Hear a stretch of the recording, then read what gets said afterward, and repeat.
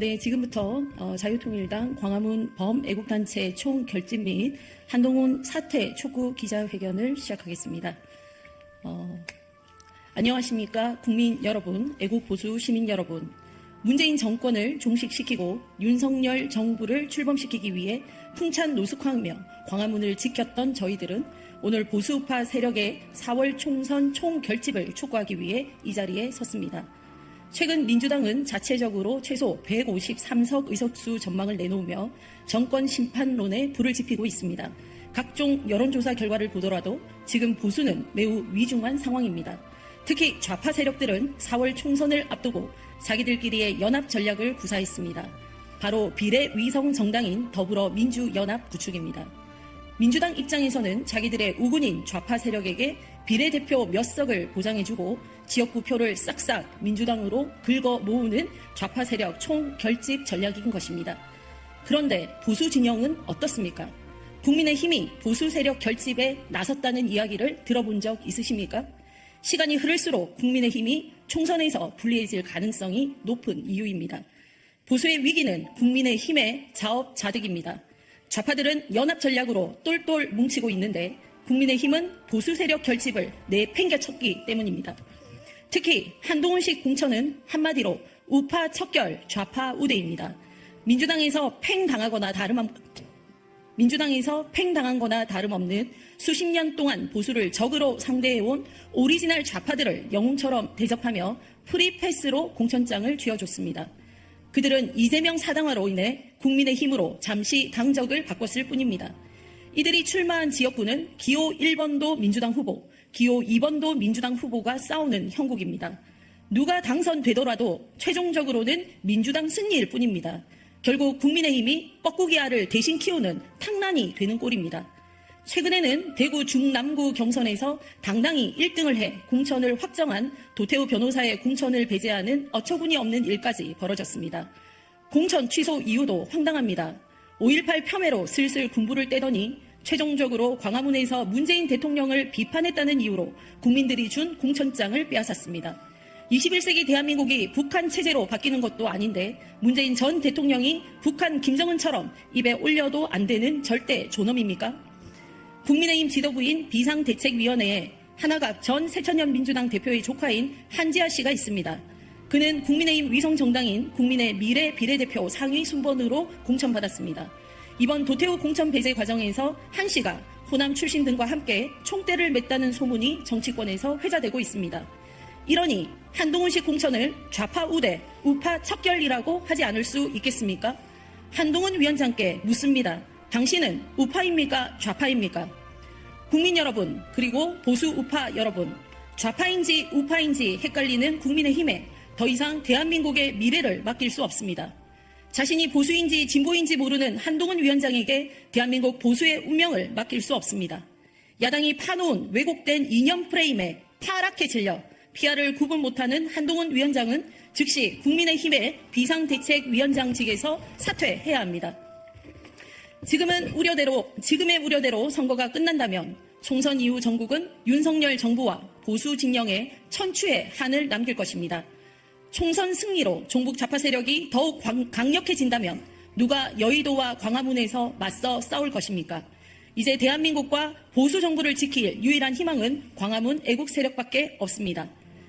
문재인 정권을 종식시킨 광화문 지킴이 자유통일당, 자유민주당, 우리공화당, 태극기 세력 등 모든 애국 세력과 시민들이 이번 선거에서 총결집해야 합니다. 민주당과 조국 혁신당은 서로 지민 비조라며 지역구와 비례대표를 놓고 치밀한 협업을 벌이고 있습니다.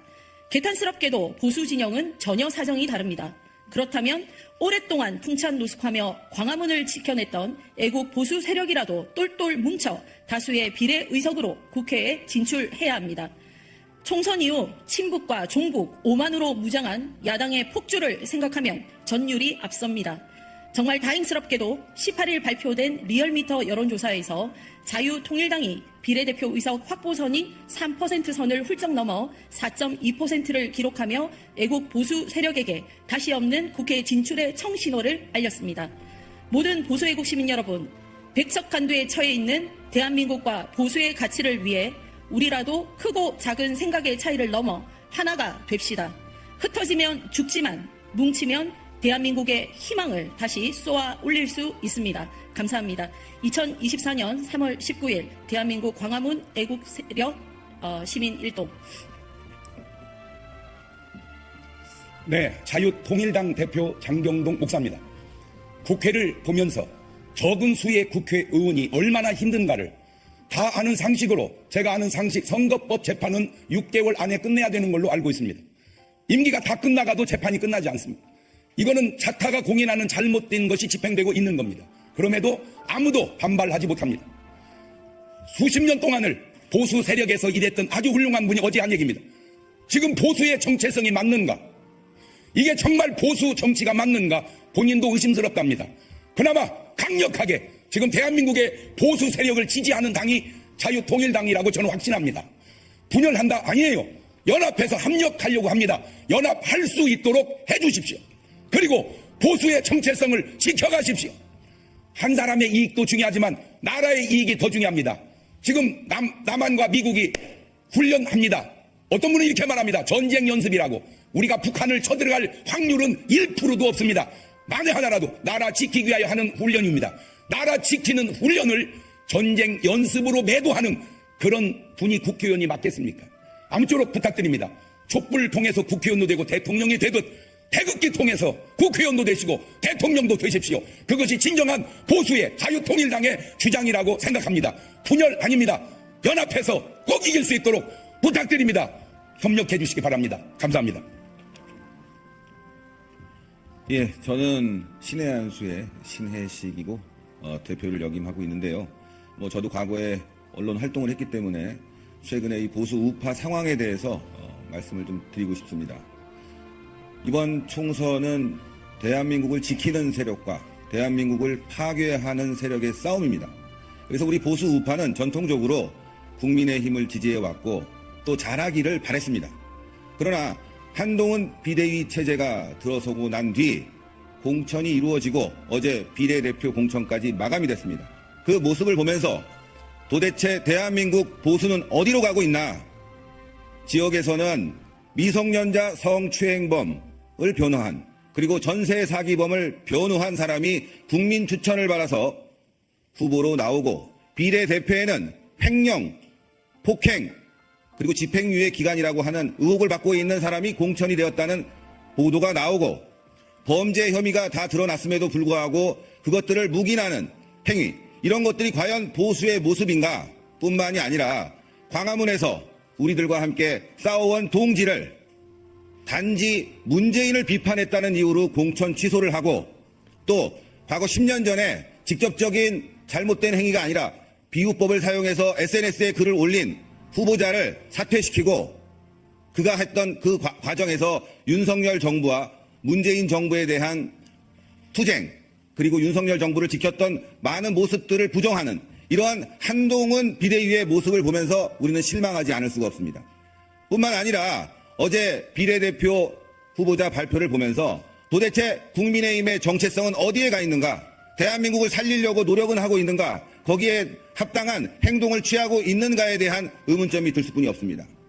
뿐만 아니라 한동훈 비대위원장은 오늘 이번 40 총선에서 패배하면 윤석열 대통령은 역사의 죄인이 될 거라는 어처구니 없는 막말을 했습니다.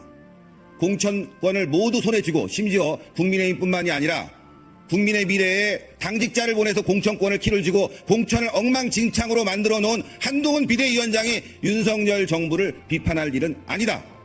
자신의 잘못을 남에게 뒤엎으려고 하는, 뒤집어 씌우려고 하는 모습을 보면서 이 사람이 과연 보수 우파의 리더로서 자질이 있는지 또 한번 의심을 하게 됩니다. 뿐만이 아니라 최근 이종섭 황상무 건과 관련해서 분명한 것은 대통령의 입장은 아무런 문제가 없고, 또 전후 사정을 보아도 분명하게 해명할 점이 있는데도 불구하고 민주당식의 비난 공세를 이어가고 있는 한동훈 비대위원장을 보면서 이 사람이 어떻게 윤석열 정부를 지킬 수 있는가에 대한 또 다른 의문점을 갖게 됩니다.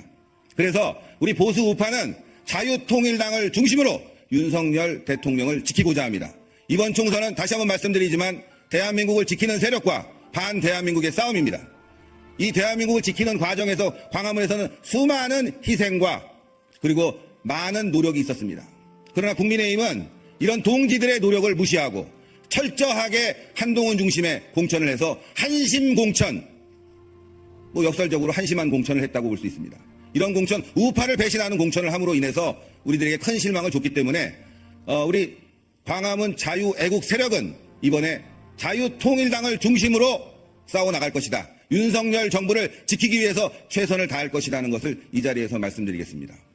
여러분들 보도해 주실 때 그동안 자유통일당이 언론에 크게 부각이 되지 않았습니다. 그럼에도 불구하고 여러분들 어제 리얼미터 조사를 보시면 지지율이 4.2가 나왔습니다. 개혁신당과 거의 맞먹는 수준에 여러분들이 보도를 개혁신당에게 한 10,000건을 했다면은 자유통일당은 거의 한 건뿐이 나오지 않는 정말 0.001의 어떤 보도를 보면서도 국민들이 자유통일당을 지지할 수 있었던 것은 바로 광화문과 애국 세력의 힘이었다. 여러분들의 도움이 필요하다. 이제 공정한 보도를 통해서 자유통일당의 길을 여러분들이 확실하게 좀 보도를 해주셨으면 하는 그런 부탁을 드리겠습니다. 감사합니다.